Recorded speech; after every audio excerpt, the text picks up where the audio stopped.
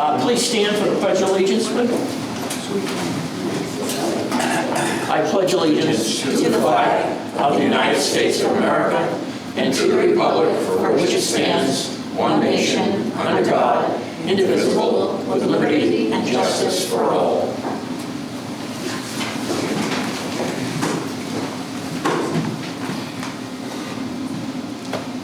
Well, good evening, everyone.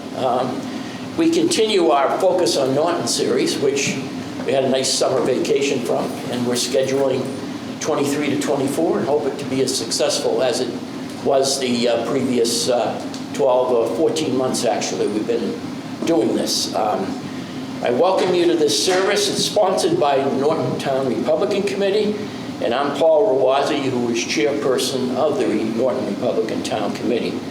The purpose of Focus on Norton is to inform the people of Norton what is happening in their community by inviting those people charged with serving our community to speak and tell their story. This event with our guest speaker can be viewed on local cable TV via the video media menu in the Norton Media Center website. Go in there and click on that and be posted fairly soon. We thank you all for coming to attend. Don't be, after the speech for the guest speaker, we can answer and have some interaction with questions and answers. Now tonight we're honored to have our new Superintendent of Schools. It's exciting to have on board Jennifer O'Neill. Where do I start with her introduction? I'm going to be as brief as I can, but she's covered the whole gamut. Her grandparents were Norton residents and they raised their family here in Norton. Education runs in the family. I understand her father and stepmother are both former educators, Norton educators. Jennifer is a 20-year veteran of the Norton Public Schools. She began as a second grade teacher at the J.C. Solomonese, is that correctly pronounced, school in 2003. Maybe she wanted to return to second grade teaching someday. That's my dream. 8 years later, she moved into administration, first as the director of curriculum and instruction, and finally as the assistant superintendent for teaching and learning for the past 7 years. Received her undergraduate degree in education from Stonehill College and a master's in education from Fitchburg State University in elementary education. She's on her way for all kinds of extra work. She has received a certificate of advanced graduate study from Bridgewater State University. They still call it college, a state university now, in educational leadership. She most recently received her doctoral degree in curriculum and leadership from Northeastern University. Recognized for her work in education at the state and national level, and most recently by the Massachusetts Association of School Superintendents with the Assistant Superintendent Award in 2001. She's a resident of Mansfield, and she and her husband and 2 children reside in Mansfield. Welcome, Jennifer. We're so happy to have you to tell your story and tell us all good things about our school. Just want to advise you, shut your cell phones off so they won't be ringing while she's running. Good evening, everyone. Let's see if I can get this. Here we go, back up and running. First, I would like to thank Paul for inviting me to come and join you this evening, and for those of you who are here in the audience, and for those of you who are hopefully watching at home as well. I'm very honored to be speaking tonight to the Focus on Norton group, and I hope that my presentation will give you a little bit of insight into the day-to-day operations of Norton Public Schools and some things that we are doing to really support all of our learners here in town. As you can see, our 5 beautiful buildings there, definitely a true testament and source of pride for me as a superintendent, but I hope for our community as well. As Paul mentioned, I am the brand new superintendent here in Norton, beginning on July 1, but I am not a stranger to Norton. I've spent my last 20 years as an educator here, and I wanted to start tonight by sharing with you in just a brief overview of my entry plan that I am working through in these first few months. So really the purpose of this entry plan is to explore the strengths and the opportunities that we have here for teaching and learning, and for the way that Norton is seen as a community member.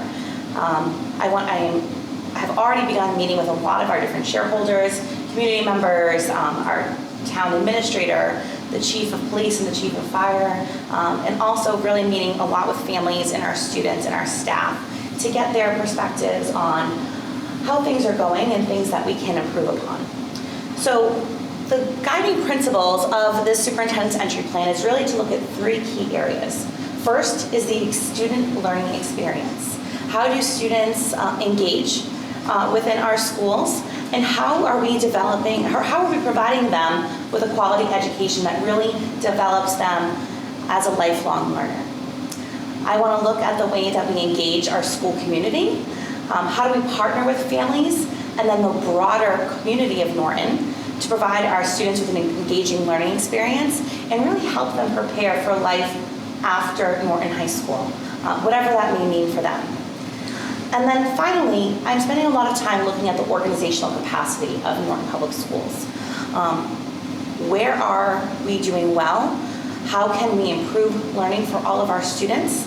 And are we really being as efficient with our resources and staffing and everything else in order to make sure that we're really providing a prime experience for our students?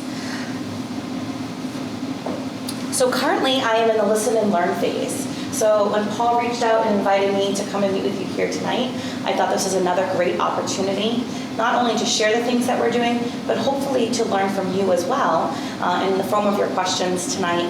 And then that way, if there are other questions that come up, or if there is someone watching at home that would like to continue this conversation, I welcome that opportunity and really do feel like this is a learning experience for me as well. I'm also spending a lot of time really looking at the data that we have. So our current student success rates, both at the state level with assessments like MCAS, and also our local assessment data. How are we providing students with a high quality education? Looking at how are we funding education? Our budgets for these last few years, the capital planning process, and all sorts of other data, including in conversations with shareholders, in interviews, and survey data from our students as well.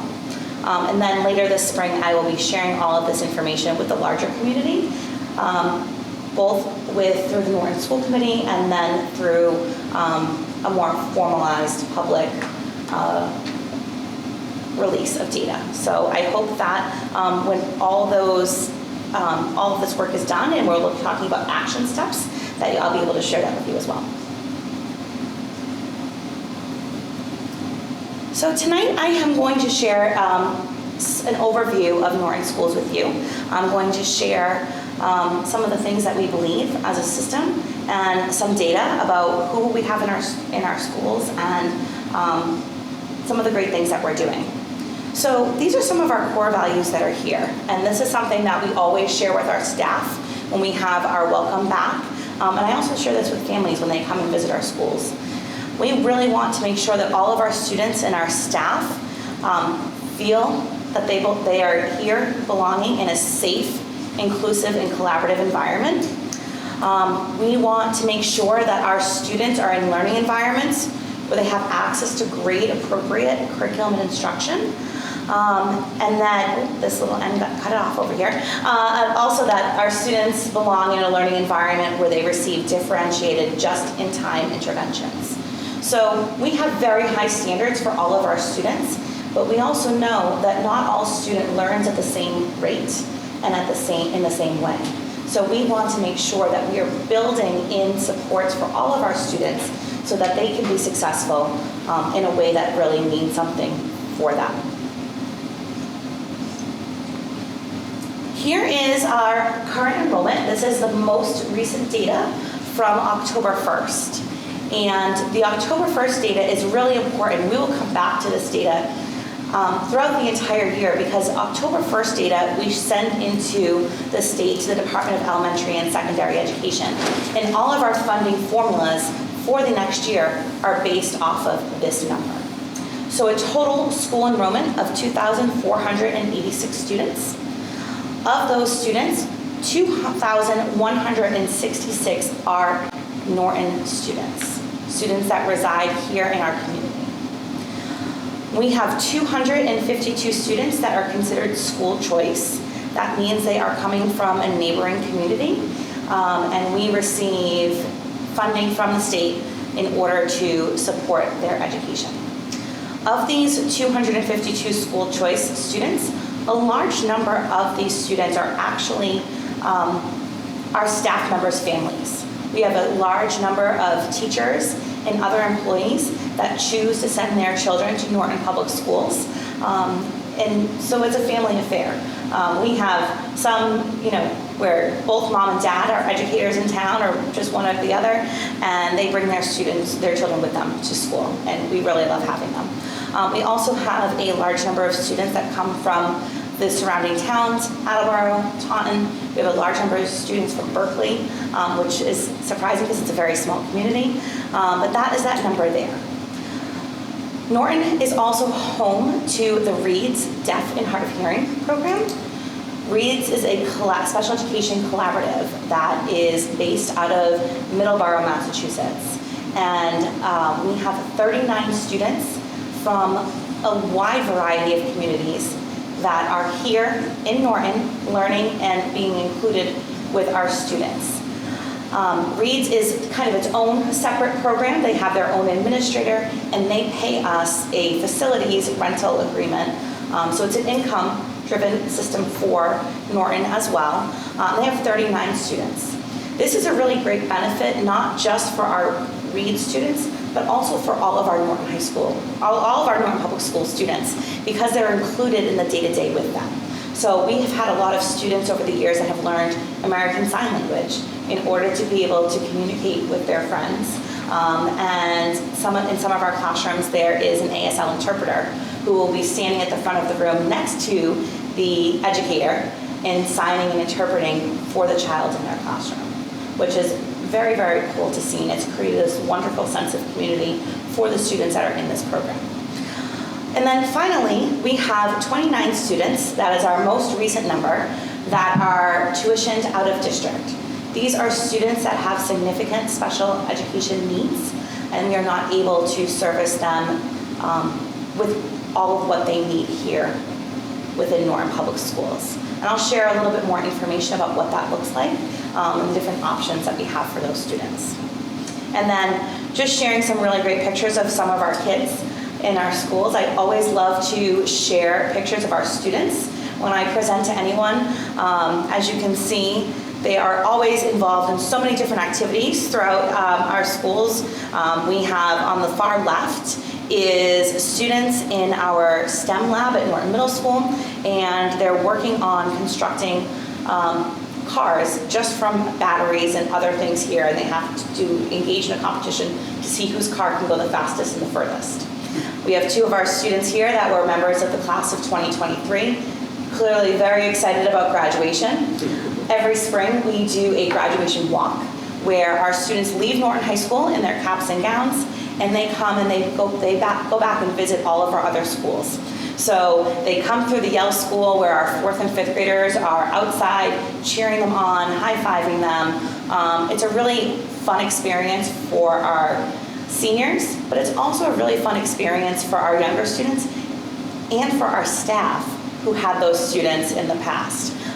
So then they go back, they visit JCS or LGN, depending on where they attended, and then Norton Middle School as well.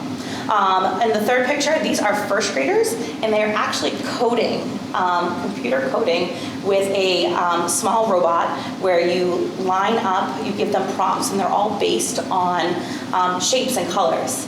And so it makes coding for kids really accessible at a young age, and they were having a lot of fun. And then finally, these are some of our second graders from the LG North School at our Memorial Day Assembly last spring, and putting on a really great show for our local veterans and as a tribute to our soldiers. I did want to share some more detailed data with you because I think it's really important for us to see how these numbers are broken down over time, as well as some of the questions that exist around how full are our schools. I think, as someone who has been in Norton for a very long time, I've heard a lot of conversations take place about declining enrollment and how our schools are not as full as they used to be. And probably I have to think about it. At one time, I was one of 10 second grade teachers at JCS. There was a lot of us. There is currently 5 classrooms there now. But as you'll see as I walk through some of these numbers with you, our schools are just as full as they were before because of all the programming that we are able to offer here in district for our students with special education needs. So at the Salmonese School, this is where we also house our Little Lancers preschool program. We have 7 classes of integrated preschool. As a public school system, we are mandated to provide special education services to students that need them beginning at the age of 3. So we have students that are coming to our Little Lancers preschool as part of their IEP services, and then we also have students that are there as peer models. The students that are there as part of their IEP attend for free, and the peer model students are tuitioned in. We have a lot of different program offerings for them. We have everything from half-day mornings, half-day afternoons, all the way up to 4 full days, depending on the age of the student, the parent preference, and then also what the student's IEP says. So that ranges anywhere between $275 to $496 a month per student for those students that pay tuition. It's a really great program. I see Mr. Schleicher nodding his head. I believe he has at least one in the program this year. And it is a wonderful opportunity for our students to come in, to work with their peers, to get to know them, and be in their public school system where we can identify how they learn best at a very young age, and then they go right into kindergarten, which is wonderful. Kindergarten, grades 1, 2, and 3, we have 5 classrooms per grade level. And those class sizes average anywhere from about 20 to 24 students per classroom. In kindergarten and first grade, we really try not to go over that 20 number because we know that for our youngest learners, small class size really does make a difference. We do not have paraprofessionals that are in our kindergarten classrooms. That was something that we did have many years ago. We always had full-time kindergarten paras, and then we were able to fund that with a grant for a number of years. Unfortunately, that grant is no longer available, and so therefore, those positions are not there. As I mentioned, we have the Reads Deaf and Hard of Hearing program. They use 4 classroom spaces at JCS, and then we have 3 specialized classrooms for students that are on IEPs. So these are really based on the needs of individual students, and we offer different programs based on if it's a language-based learning disability, or if it is a child that may be on the autism spectrum, or a child that has a social-emotional disability. These are specialized programs to make sure that students get everything they need here in Norton with their classmates and their peers, and that we do not have to send them out of district. We've spent a lot of time and a lot of money to make sure that we have really top-notch specialized programs, because number one, we always want to keep our students here at home with their peers and with their siblings. Sending out a child is our last resort. So we've done a really nice job creating these programs over the years, and because of that, we're able to see a lot of our students thrive in their home school, which is really wonderful. The LG Norse is known within the school system as the little school with the big heart. And it really is a true testament to the great work that they do there every single day. LG Norse is a small school. We have 1 principal. We have 3 classrooms per grade level at most places. Kindergarten and grade 2, we currently have 4, and those are enrollment bubbles. And what we find each year is that those classrooms kind of have to move around based on the number of students that are there and what grades they're going into. Kindergarten is always a situation where you just don't know how many kids are going to come in. The birth rate data that we get from Town Hall is never in line with what we see in terms of enrollment. There's so much moving for students and families in those first few years. It's really hard to predict. And then at LG Norse, we have 5 classrooms of specialized programs. 4 of them are servicing students that are on the autism spectrum at all various ages and places on that spectrum. What we've found is that a number of students that are coming in, our young students, have more significant needs, and therefore We have 32 students that are currently enrolled in those 4 classrooms at LGN. And then we also have a classroom of students that are in our social emotional program. So you can see JCS has a total of 550 students, and the LG North has 303. At the Yale Elementary School, that is a grade 4-5 building. It's our upper elementary school. And we are packed at that building as well, which is hard to believe because I remember a time when the entire 3rd floor of the Yale School was closed. There was no one up there. We have 4th and 5th grade. There are 8 classrooms per grade level in grade 4 and 7 in grade 5. And these class sizes are a little bit higher. We see here anywhere from 22 to 26, depending on the grade and just the number of students at that grade level. The grade 5, we used to have 8 classrooms there. Last year we had a teacher retire and we did not backfill that position in order to help meet what our budget was last year and the overages that we had. We have 2 classrooms of the raised deaf and hard of hearing program there, and we also have 4 specialized classrooms for a total of 339 students. Norton Middle School is a little bit different. It's not a traditional junior high model that a lot of us experienced when we were in school, where you would have a math teacher and a science teacher, but they might teach multiple grade levels. The way that the middle school is set up in teams. Each of our grade levels has 2 teams, a purple and a white, because we are Lancers. And each team, we have a number of teachers. So each team has a math, an English, a science, a social studies teacher, a special educator. And those students live on that team. They get all of their academics in that team. And the team works with each of the students, really looking at the whole child and looking at ways that they can be successful across the board. We also have a wing of specialists, which is where our students get their art, their music, their STEM, tech education, health, wellness. And so that is why when you look at some of the middle school numbers and you look at the class size and you look at the number of staff that's there, the class size is much lower than some of our elementary grades right now. Some of our classrooms have 16, some of them have 18, some of them have 20. But because of the way that the team model works, it's not as easy as eliminating a 5th grade teacher like we did last year. You'd have to eliminate a whole team, and we don't have the few numbers in that regard. There is a lot of great specialized programs at Norton Middle School that are there. And Norton Middle School also is really where we start to see our students getting involved in extracurricular activities. We have a huge number of clubs that run both before and after school. We have intramurals, and we also have a really active middle school sports program, which is wonderful. This year we added volleyball, we have baseball, softball, soccer, cross country. So it's really wonderful to see all of our students getting involved in life just outside of the academics. And a fair number of our students also get called up to the high school to participate on our JV and varsity teams, just to help with the numbers as well. Oops, sorry about that. And then finally at Norton High School, we have a total of 695 students.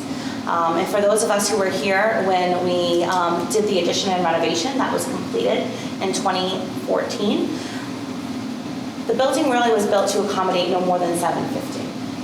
And so we've hovered around that number for a few years.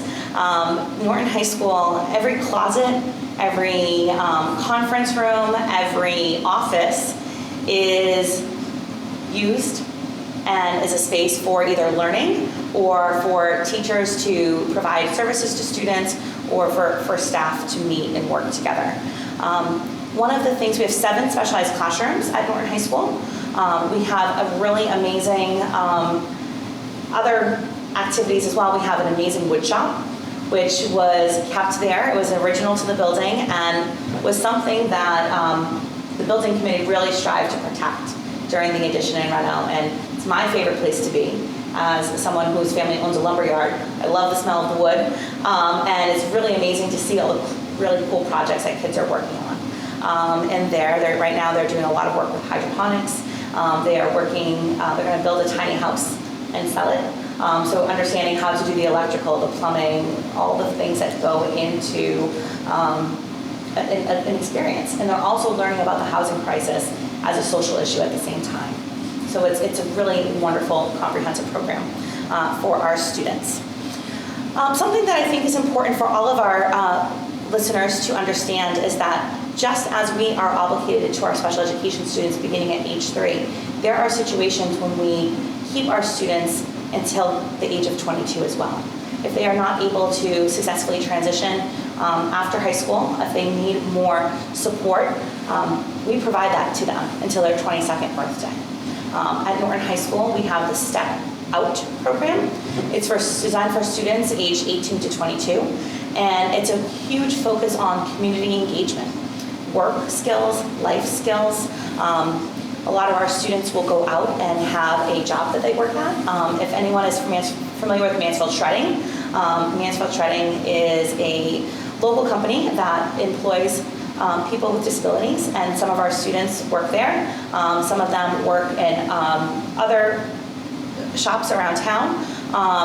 And then also, this helps students to get out and to take coursework at some of our local colleges as well. And they travel with a teacher or with a paraprofessional to go to those classes and have that experience. And then once they turn 22, they graduate, and it's an awesome day of celebration for those students as well. So I've talked a lot about some of the numbers behind Norton Schools, and I'd like to share some of the ways that we really support the learning needs of all of our diverse learners. As we know, I'm a parent. I have a 14-year-old and an 11-year-old. My children could not be more different when it comes to the way they learn and their strengths and challenges as learners as well. So all of our students are like that. This is the portrait of a Norton graduate. This is something that was developed in partnership with the community and with teachers and with parents probably about 5 years ago at this point. And what we did is we talked about what is important for our students to have, not just academic skills when they leave Norton High School, but also these attributes that we think are really important for people as they head out into the world. So one of them is around personal responsibility and accountability. I think that's something as an adult, we find that a lot of kids coming out of school, they do not have that sense of responsibility, they do not have that sense of accountability to themselves or to those that they are working with or for. Critical thinking and problem solving, social and cross-cultural skills, flexibility and adaptability, creativity and innovation, and then information, communication, and technology literacy. We believe that these 6 areas are very important for our students as they leave Norton High School, and this is embedded in all of the work that we do. So you'll see, if you were to visit Norton High School, you'll see a lot of things that are connecting classroom lessons and things that are going on in the school with the portrait of a Norton graduate. But we also don't believe that this is just for our high school. We need to start teaching our students these key areas at the very young grades. What does that look like for an elementary student? What does personal responsibility and accountability look like for a middle school student? And so that's something that we're integrating into all of our work. So just like everything, we are a public school system. We have a lot of mandates that we are required to fulfill. Our elementary students are required to be in-person learning for 900 hours over 180 days.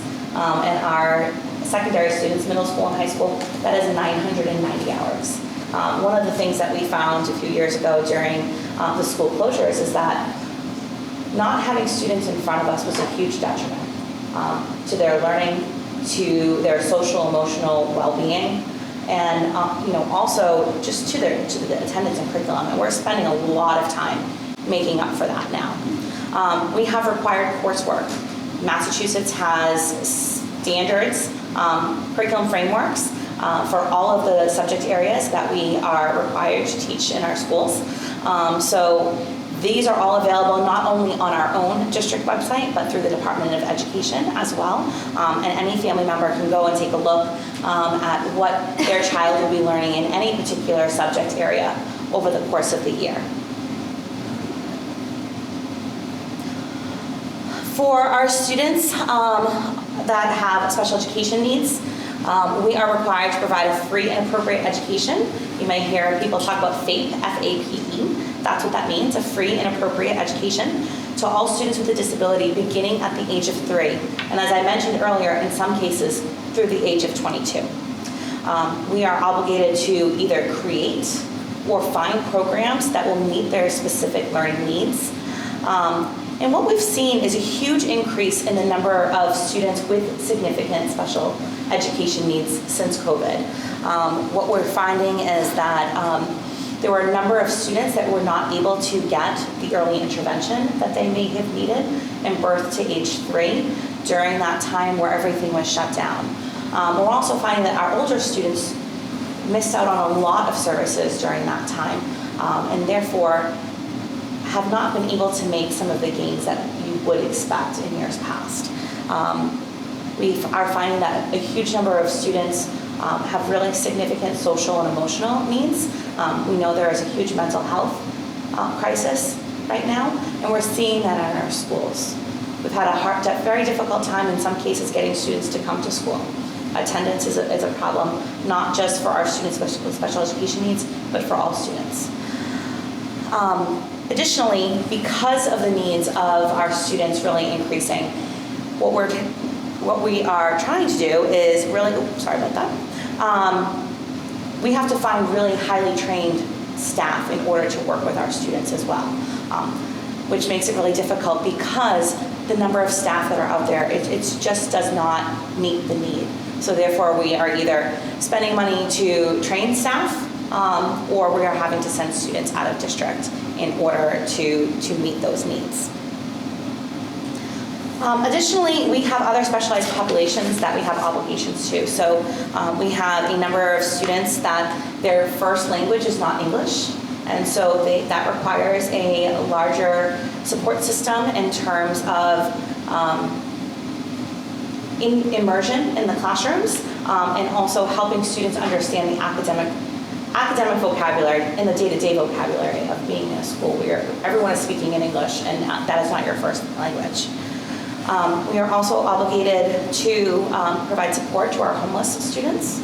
Currently this year we have 11 students that are considered homeless here in the community of Norton, and we have the obligation to provide the transportation for them.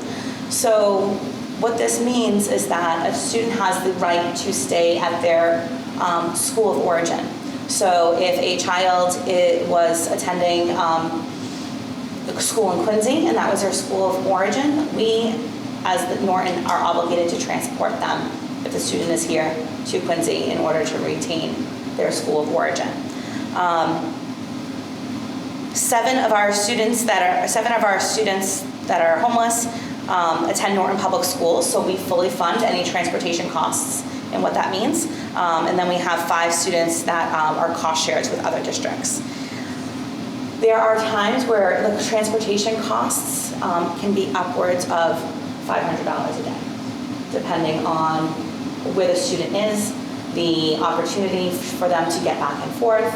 Obviously, we try to work with our other districts, work with put multiple students on a run, but it really depends on where they are and the specifics of case to case. So it is really a challenge in terms of making sure our students are at school. And I know that you've probably heard a lot about the migrant crisis that is happening in our area right now. Norton has currently 25 families that are housed at the extended stay in the industrial park. And of those 25 families, we have 3 school-age children that are coming and joining us in Norton Public Schools.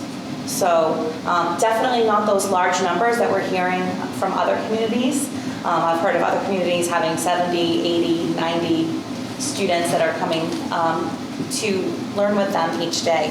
For us, it's just 3 at the moment, and I can only say amazing things about the town services here. Working with Mike and working with Beth Rossi from the Council on Aging, just the support in order to get these families settled in has been really wonderful. We have 2 kindergartners and a high school student that are now here learning with us. So I think it's really important for all of us to understand that all of these requirements and mandates that we have around educating our children do come at a cost to our community. Some of the other things I want to make sure that I share with you tonight is some of the great things that we're doing over and above general academics. We have an amazing college and career technology education program at Norton High School that was originally funded through a grant from the Department of Elementary and Secondary Education. Students are able to enroll in a pathway around marketing technology, small business ownership, and business and engineering technology, and they'll graduate with a certificate in one of those areas. And what we're finding is that a lot of kids are really interested in taking some of this coursework as a prerequisite to college or career, and they're feeling that they have a lot more options. We also are just this year, for the very first time, rolling out a manufacturing pathway. Also was a collaboration with the Department of Elementary and Secondary Education. And this is where students do coursework at Norton High School, and then they're out in the community doing internships, job shadowing, field trips to manufacturing companies in the area, and really helping them to target their interest around this. We also have a very active partnership with a school to career program out of Attleboro. This person is partially funded by our local and then partially funded through the school to career partnerships. And this woman is amazing in terms of helping students find student internships, work studies, senior projects, and we actually have Norton High School students that are all over town on a daily basis engaging in some internships and work study programs, which is really, really wonderful. All right, funding, one that everyone loves to talk about. We always are trying to budget for success, and when I say success, we start with what is in the best interest of our students. It's a collective effort. It starts early in the fall. Typically right after Halloween, we begin our budgeting process for the next upcoming year, and we want to make sure that we really engage all of our teachers and our staff in looking at ways that we can make it a better learning experience for all of our students. We always look at efficiencies in class sizes. We look at our enrollment data. We look at how our enrollment ebbs and flows over the years. We look at our specialized populations. It's always a fine dance between those mandated costs that we have and the ways that we want to make things better for our students. So we have contractual costs such as salaries, transportation, special education placements, and then we also look at our strategic goals.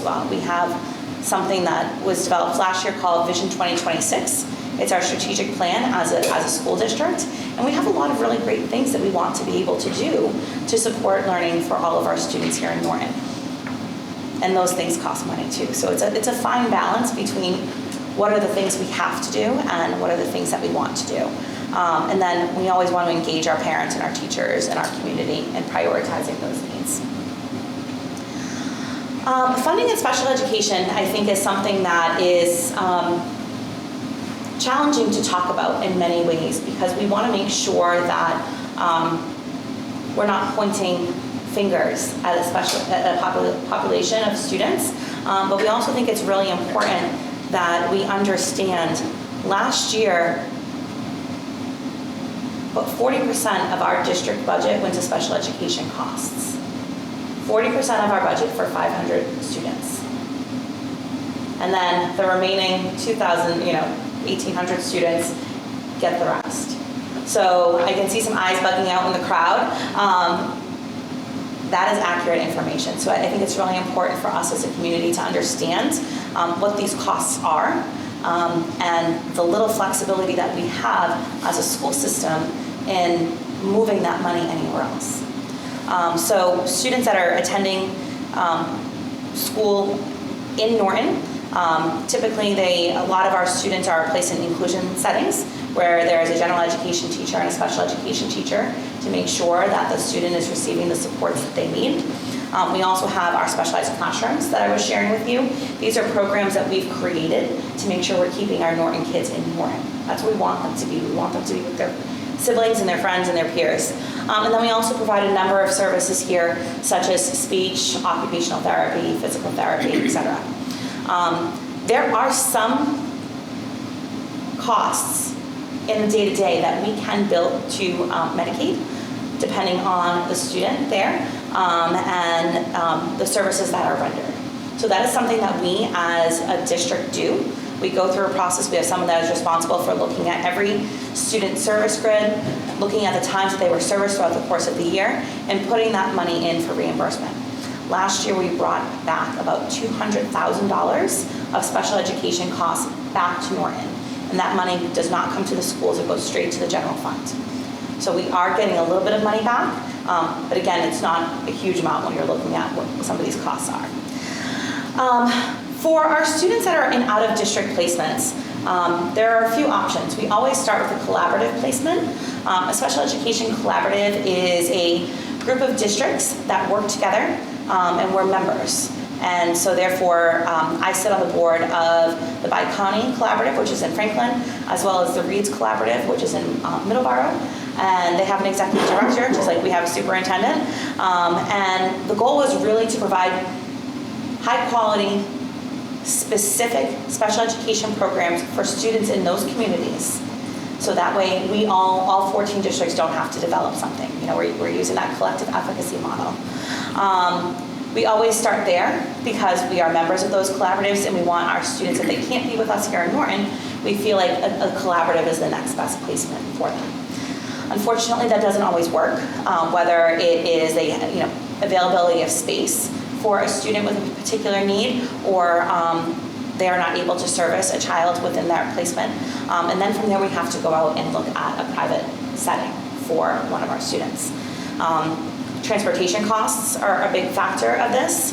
And then we do have a few students that their needs are so significant, they're in residential placements. So not just 8 to 3 during the school day, but 24 hours a day, 7 days a week, 365 days a year. And that is the cost on the district. So right now, we have 39 students, I believe that I told you, that are out of district. And the current cost for FY24 is $4.7 million. Those are just the students that are in out-of-district placements. Of that $4.7 million, sorry, I have my notes here. Just want to make sure I'm giving you guys the right number.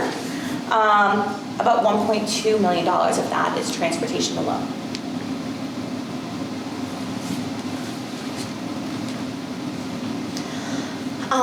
So we do our very best to figure out ways to bring in funding all the time. These are some entitlement grants. So this is something that we are guaranteed to receive these types of grants year after year. As you can see, from one year to the next, the funding does change. This year, with these entitlement grants, we brought in $1.125 million. The majority of this funding goes to pay for staffing. So the IDEA grant is a special education grant. We pay for a number of special education teachers and paraprofessionals with that money. Title I is for students to have access to high quality reading instruction. We pay for reading specialists at the elementary level with that funding. And then Title IIA, we use that for professional development. So when we're talking about making sure that we're providing our teachers with high quality resources and professional development to enhance their teaching. That is the only money that we have for that. We do not have any money in our general budget for that. Title III, this is the first year we have been eligible to apply for it. This is to support students that are English language learners. A district is not eligible until they have at least 100 L students. Well, we don't have 100 L students, we have 57.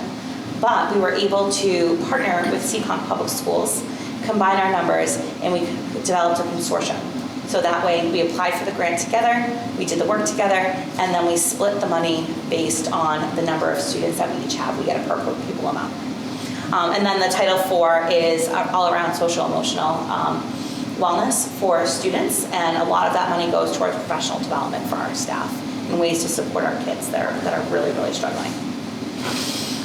So those are entitlement grants. We come back, we apply for those every year.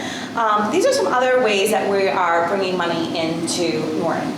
School choice this year will bring in about $1.4 million. Of that money, almost all of it goes to keeping the lights on, so to speak. When I say that, I mean it's staffing, their classroom teachers, some of our nurses, some of our support positions. So all of that is, kind of spoken for. There were times in the years past that we were able to carry over $500,000, $800,000, almost $1 million in school choice from one year to the next. We no longer have that cushion that we had in years past. Tuition payments. This is our Little Lancers preschool. Brings in about $100,000 a year. And that money goes right into the salaries of our teachers that work in Little Lancers preschool. So it helps to subsidize those costs for us. So far this year, since July 1st, we have written and received $279,000 of competitive grants. So that's our team at central office or our principals going out and finding these opportunities, putting a grant together, and bringing that funding into Norton. As I told our finance committee when we met a week and a half ago, this money is not for staffing and not for positions. It's really for program enhancement. So for example, there is about $49,000 there that is going towards that manufacturing pathway that I mentioned to you earlier.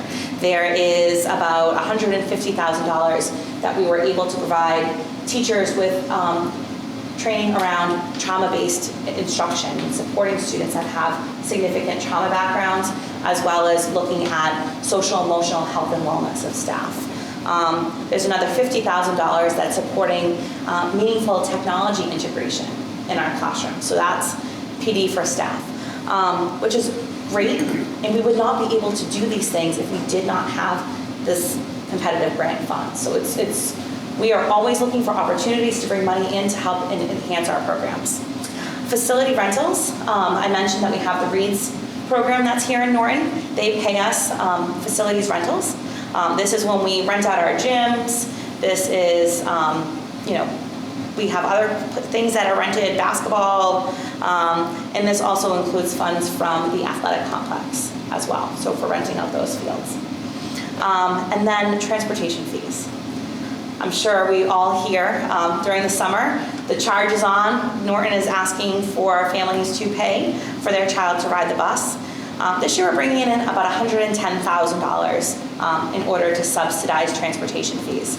However, the bus contract is almost $1 million per year for us. So the money that we collect for families is wonderful, and we appreciate the fact that we're able to subsidize that cost, but it in no way comes close to that whole cost for us.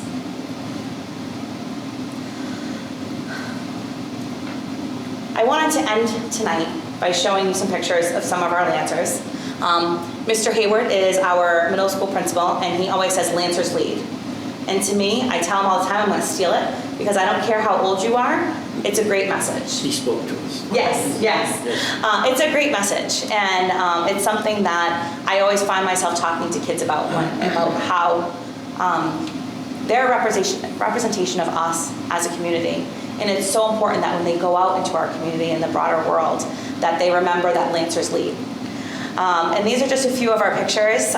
This is, top left. That is me a couple days ago. I am doing school-based residencies as part of my entry plan, which means I am spending full days in schools. I'm there before the kids get there. I'm there after they leave. I'm at lunch. I'm in classrooms with them. And on this day, I actually got to call the families of these students. Our principal at the Yale School, Mr. Gagan, does good news calls of the day. And I got to call the families and say, your child was nominated and this is the reason why. And that was just awesome. And these, you can tell by their smiles, they were really happy with themselves. Other pictures are, students coming in, and the top right is the LG Morse. The entire school was invited to the International Dots Day celebration at the Schubert Theater in Boston by the author Peter Reynolds. And they went and they got on the bus and drove into the city and sat in the theater. And the broadcast was done worldwide. The kids all over the world were watching this broadcast, and our kids got to be in the audience. And so for some of our kids that have never been to a theater, never been in the city, it was such an awesome experience for them, and I'm so thankful that A, we were asked to go, and B, that our LG Norris parent board was able to provide the buses, the cost of the buses for our kids to be able to go. We've got down the bottom right, we've got some first graders doing a science experiment. In the middle on the bottom, that's our choral program at Norton High School. They were doing some demonstrations for us last year. In the middle, we see one of our hydroponic gardens. Those are students at Norton High School with, we call him Pops, but Mr. Cuddington, who is our tech ed teacher in the wood shop there. And they created all of this from recycled materials, and there's fish in the bottom, and there's plants on top, and it's just a really amazing, cool experience for our students. So I hope tonight that I'm going to leave you with this image of our kids and the importance in the work that we do here. I know there is a lot of times where people say the schools take, and they take, and we can't afford to give them anything else. We're giving you our very best. We're giving you our kids, and they graduate, and they do great, great things. I'm proud of them. You should be proud of them, too. And thank you all. I appreciate it. Thank you, Jen. Any questions for anybody? How's the collaborative with the Wheaton College working out? Absolutely. So as you know, Wheaton has a new president this year as well. And so I've met with her over the summer, and we have some really great partnerships that are happening currently. This summer, we had 10 students that were able to take a 3-credit college course with Wheaton College. And it was just a really great experience. It came at no cost to us as a school community, no cost to the students. And I don't know that they can do that forever for us, but we were extremely appreciative. And then what we're doing now is getting those same 10 kids back on campus this fall. So I actually met with Wheaton last week. We are planning for late October, early November, kids to come on campus, do a campus tour, do a meet and greet with the president, with the professor that taught the course, and then see some classes, visit the science lab. So that's really, really positive. They've also offered an opportunity for some of our students to do some interning there, whether they're into mechanical or the electrical, the plumbing, based on whatever opportunities they have. They have a big, huge building and grounds facility there. So we're working with them on that. And they've actually recently opened up the archives to our Norton High School students as well. They have a very large Norton archive at the college. And we have a class of juniors that every year take our 3rd graders on the tour of Norton. And they create the curriculum, they create the tour, and so Mr. Paulus from Norton High School and his students will be accessing that Wheaton archives to help really boost up their presentation for our 3rd graders. Show them the Norton Historical Society, the work done over there. Kids get a lot. Yes. They put some stuff in there that's very relevant. That's Jennifer, a big stop on the tour as well. Good. Jennifer, I have a question. We can talk about the teacher profile in Norton. Are our teachers aging? Are we filling spots? Are we getting older? And my other question is, are we, not just Norton, but are we kind of candidates are we getting? Do we have a shortage of teachers in this country today? Yeah.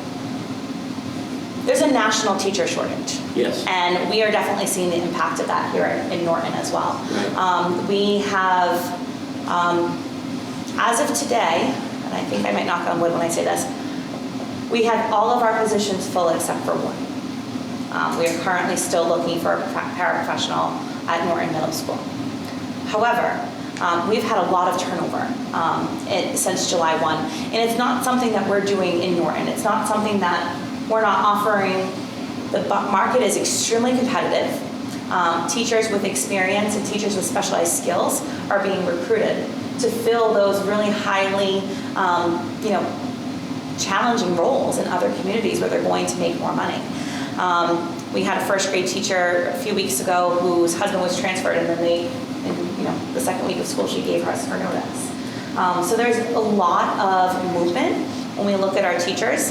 Overall, what I would say is that the staff profile, it's a very young profile. When you look at our top 10 of our seniority list for our teachers, they're not old. They're very young. And probably, a large majority of those top 10, I would say, still have another 10 to 12 years of teaching before they retire, which is wonderful to see that. One of the things, on the first day of school, we always recognize our years of service for our staff members. So we take a look at, I'm going to shut this if you guys, Sure. don't forget my kids, they're really cute. We recognize staff that have been with the district for 10, 15, 20, 25, 30, 35, etc. We recognize that commitment and that dedication to Norton on our first day of school. And this year we recognize over 30 staff members with over 600 years of experience and dedication to Norton Public Schools. It's awesome. It's really wonderful because you see the group that you were hired with. This year was my 20th anniversary, and I think there's 15 of us that are still here, still working for Norton, that were all hired together, and we were all celebrated together, which was really They're great. the foot soldiers of our system. Yes, yes. A good teacher has a tremendous value. You can have all the administrators you want sometimes, but the teachers get the job done. Yeah. So can I jump off of that for a minute? Yeah, good. So, as a new superintendent, but somebody who's been here for a long time, my message on the first day of school is about the impact that we as educators make on our students. And I showed my first picture as a classroom teacher in 2003, and all the itty bitties and how wonderful they were. And then I talked about what success looks like for students. And I talked about, they go off and they do this, and they do this, and they do this. And sometimes, if we're really, really lucky, they come back to Norton and they join us. And they educate the next generation of Lancers.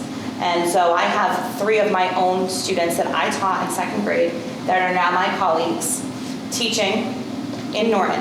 And so I had them stand up and I recognized them. And what I said to our staff was, I said, this is not me. It's not just because I'm awesome they came back. Every single one of us in that room has someone that we used to teach that came back. So I had all of our former Norton grads, if they ever went to Norton Public Schools, to stand up and that are now educating our kids. I'm going to say it was probably a quarter to a third of the room. So the fact that not only do we help kids succeed, but they want to come back, they want to give back to the community that gave so much to them, to me, that is a testament to the good work that we're doing. Amen. Amen. Bill? Jen, can you speak to with the commitment to the schools, to the arts? Are they still important? I didn't hear anything about funding, whether it's middle school, high school, and those kinds of things. Absolutely, thank you, I appreciate that. Personally, for me, I think the arts are extremely important. Not every kid is an athlete, and it's really important that regardless of what your interests are or where your passions lie, that we're able to provide you an opportunity to do that work, to participate, and to leave your mark on Norton. Unfortunately, last year, during some of our budget cuts, when we were trying to get to that magical number, we cut the music position at the Yale School, which is in our grade 4 and 5 building. And because we cut that position, it actually had an impact on the middle school. So instead of having, a band teacher and a choral teacher, a general music teacher at the middle school, one of those staff members was now going to have to go back and forth between the middle school and the Yale School, which meant that band would not look the same, and neither would chorus at Norton Middle School. The chorus program would move to an after-school program. So during the summer, things change, things happen, right? You have a teacher that is making top step and has a master's degree, resign, or decide to retire, and then we always do our very best to bring in someone at less money. So someone who's fresh out of college is able to come and work with us. It's not always possible. Sometimes you have the person that retires is, your biochem teacher at the high school, or someone teaching advanced math, or a really specialized special education teacher. You can't always get someone who's less expensive. But with some of those positions, we were able to find a little bit of money. And the first thing we did with that was we brought back a music teacher for the Yale School. Because For me, that was the number one priority, and it was definitely what you could see was the number one priority for our community. We had a lot of people come and talk to us last spring about the importance of the arts, the importance of music and drama and singing for their students. And so we listened to that, and we were able to hire a teacher for the yell, and so that way we protected the middle school as well. Glad to hear that, being the former president of the Norton Band Parents Association, being a sports guy myself, and my kids went the other way, not the other way, but found their own path. Yes. So I think it's critically important to emphasize the arts and not let that die on the vine. And if my understanding is correct, in years past, it was the middle school that was really the foundation that really added to the high school program. If there's no middle school program, there's really no emphasis. But times change, and I understand. Absolutely. Follow-up question, if I Yes, could? please. What makes you angry? Work related? Professional. Okay. She's got a great story about the dishwasher, but professionally, I think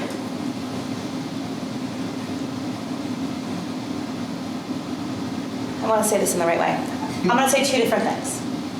Number one is knowing how amazing our students and our families and our community is, and knowing that we are not able to properly fund education the way that we really want to in 2023.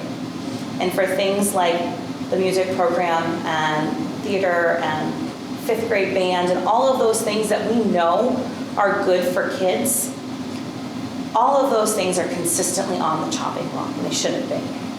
Because when times get tough, you have to have a conversation between what do we have to have and what is nice to have. And too often, we're saying we can't afford the things that are nice to have. We can only do what's legally mandated. So that makes me angry. And I think the other thing that frustrates me about the world of education right now is how tired and how burnt out our teachers are. A lot of problems to solve. It's a lot of problems to solve. You know, we are not just teaching, reading and writing and arithmetic anymore. Our students are coming to us with all sorts of experiences, all sorts of life experiences. Our students are coming to us not always having the tools they need to sit in the classroom and be successful. And our teachers are tired.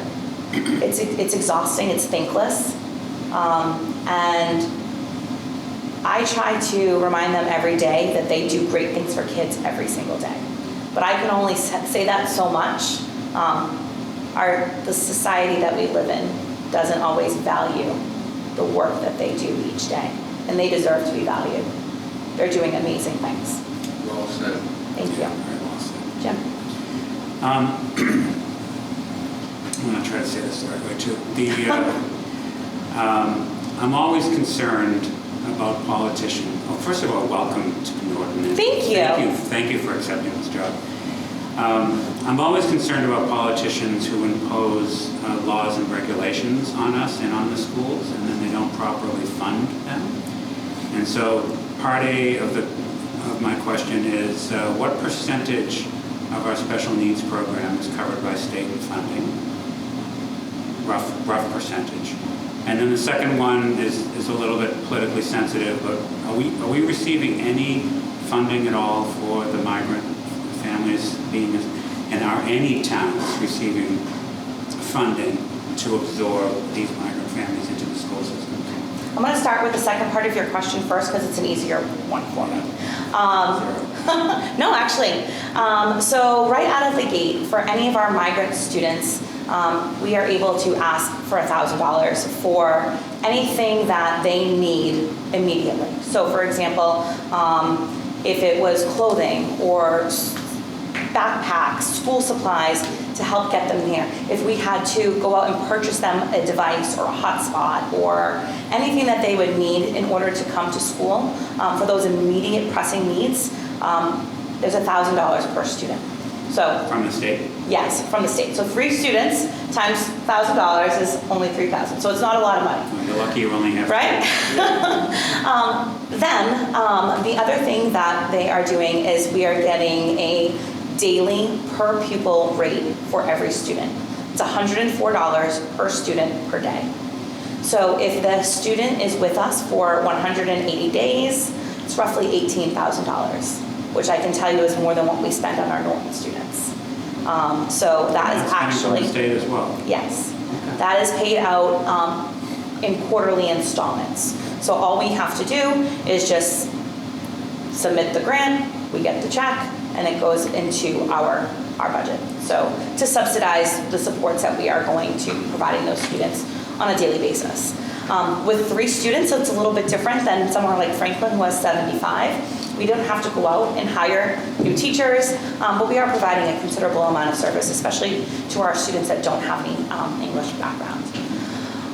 Special education question is much trickier. That was a loaded question. Yes. I think I know the answer to this already. It's really difficult to give you an exact percentage because there are so many different things that go into those formulas at the state level. So for example, Chapter 70 is the major funding formula for public school systems.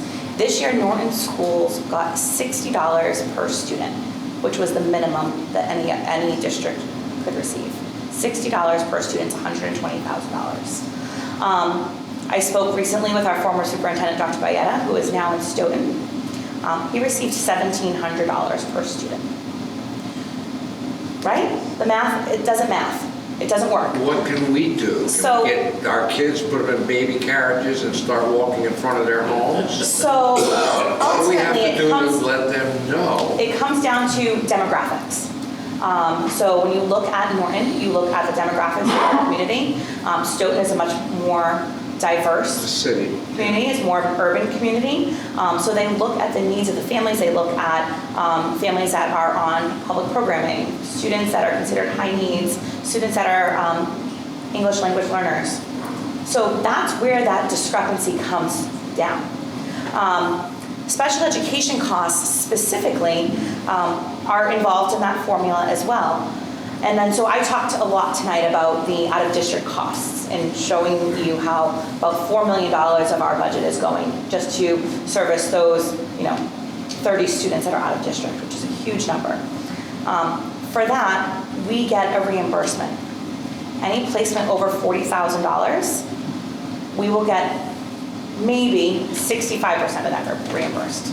The reimbursement rate fluctuates year after year. Transportation, we get reimbursement for our special education transportation.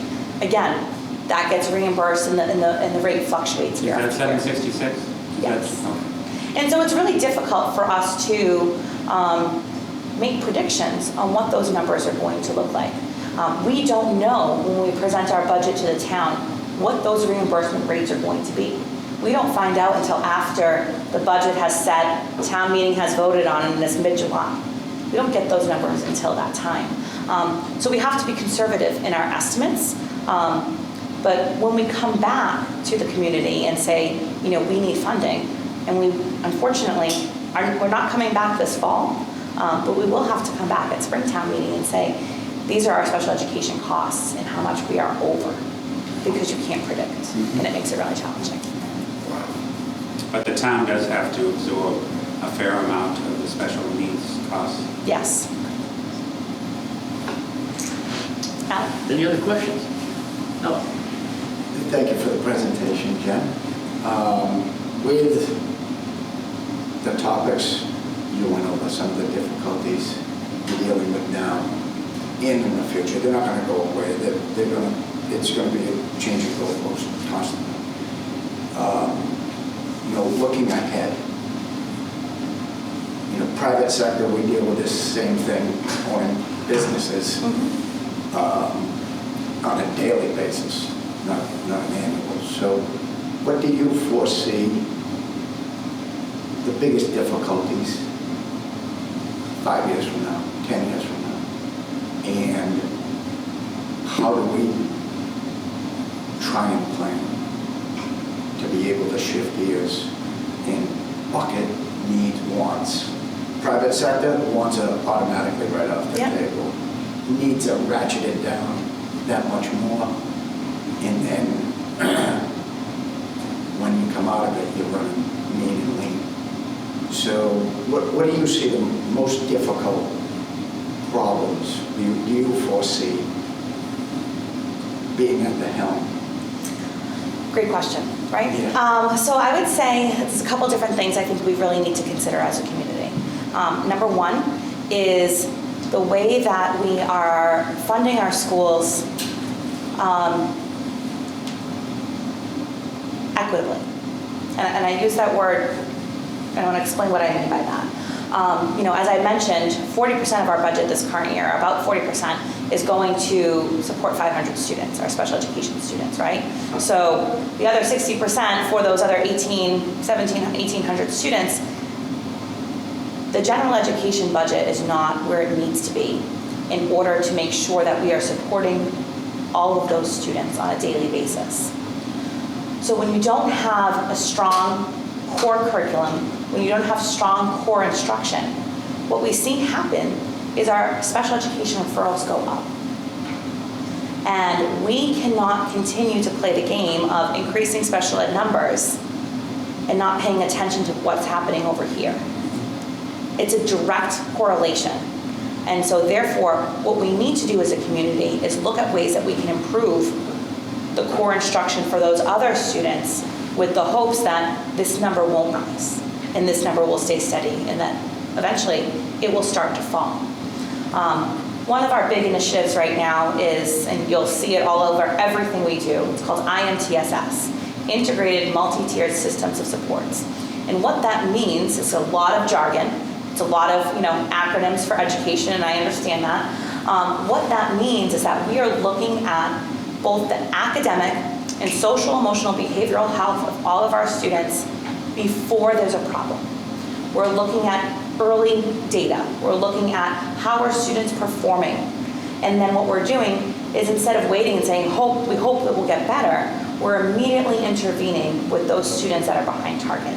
Whether it is, I'll give you a great example. Last year, we found that our kindergarten students were coming in. They had a really difficult time with letter identification and letter sound identification. So a lot of kids were coming to kindergarten, they didn't know their letters. And, My grandson was writing his backwards. yeah, and a million years ago when I was in kindergarten, it wasn't a problem. Kindergarten was play-based. It's not play-based anymore, it's academic. So what we did is we took a look at all of the data. We pulled our staff. We had people, and we did 15-minute interventions in the morning. So what they would do, kindergartners can't concentrate for much more than that anyway, right? They would take a small group to the back table, whether it was a kindergarten teacher, a paraprofessional, one of our reading specialists. It was an all hands on deck type of situation. And we did a 4-week cycle of interventions with these students. And what we found was at the end of the 4 weeks, the majority of the kids had it. They had their letters and they could go on and be more successful. The children who didn't, we did another smaller group with them. And then what we could do is we could say, okay, these guys are all set and now we have these 9 students that we're concerned about. You need to be proactive with that work in order to weed out the really challenging cases. The majority of our students, a small group with repeated instruction on a daily basis is going to help them get where they need to be. And right now, we really don't have the capacity to do that in a large scale, right? We can do it here and there, but we don't have the capacity to do that on a consistent basis. The other thing that I have, so the special education numbers are a large concern for me.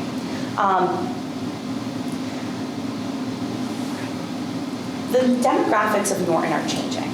And what we're finding is that we have a lot of families that there's a lot more transiency, kids coming and going.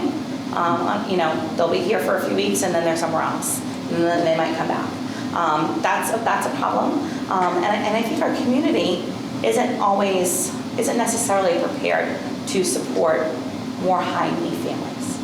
And so the schools are taking a lot of that on in terms of, we serve children 2 meals a day. We serve them breakfast and we serve them lunch.